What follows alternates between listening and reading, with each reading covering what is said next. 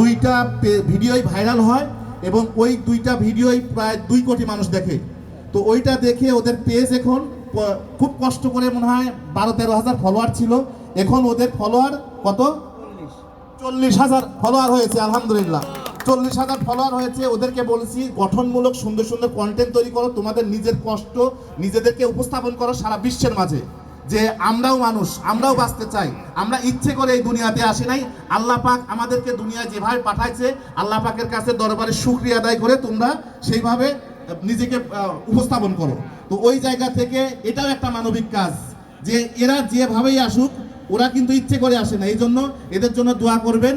আর এই সব মানুষগুলোকে একটু সাপোর্ট করবেন।